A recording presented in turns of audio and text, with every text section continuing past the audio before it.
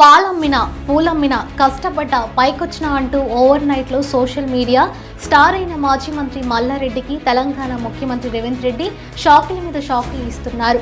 దుండిగల్ పరిధిలోని చెరువుశిఖం భూమిలో మల్లారెడ్డి నిర్మించిన కాలేజీ నిర్మాణాలను అధికారులు ఇటీవల కూల్చేశారు. ఇది మర్చిపోకముందే మైసమ్మగూడలోని ఆయన కాలేజీలో ఐటీ అధికారులు సోదాలు నిర్వహిస్తున్నారు. మొత్తం 10 మంది అధికారుల బృందం ఈ సోదాల్లో పాల్గొంది. మేనేజ్మెంట్ కోటా సీట్లను బ్లాక్ లో అమ్ముకున్నారనే ఆరోపణలతో అధికారుల బృందం ఈ సోదాలు జరుపుతున్నట్టు తెలుస్తుంది. కాలేజీలో పనిచేస్తున్న సిబ్బందిని అధికారులు ప్రశ్నించారని సమాచారం. ఆదాయానికి మించిన ఆస్తులు, పందుల పేరుతో రిజిస్ట్రేషన్ చేయించి భూముల వివరాలు ఐటీ అధికారులు గుర్తించారని ప్రచారం జరుగుతోంది. మాజీ ఎమ్మెల్యే మైనంపల్లి హనుమంతరావు ఆధ్వర్యంలో విద్యార్థులు ఆందోళన నిర్వహించారు.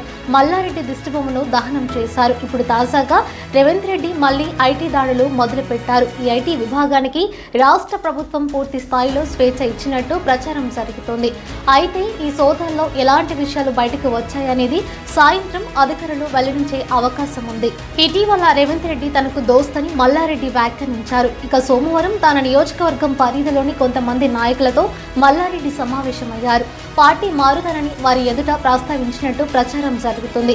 అయితే ఇప్పటికే రేవంత్ రెడ్డి గేట్లు తెరిచారు. అధికారంలో ఉన్నప్పుడు మల్లారెడ్డి రేవంత్ రెడ్డిని లక్ష్యంగా చేసుకుని తీవ్ర విమర్శలు చేశారు. మరి రేవంత్ రెడ్డి మల్లారెడ్డి రాకను స్వాగతిస్తారా లేదా అనే ప్రశ్నలకు సమాధానాలు లభించాల్సి ఉంది.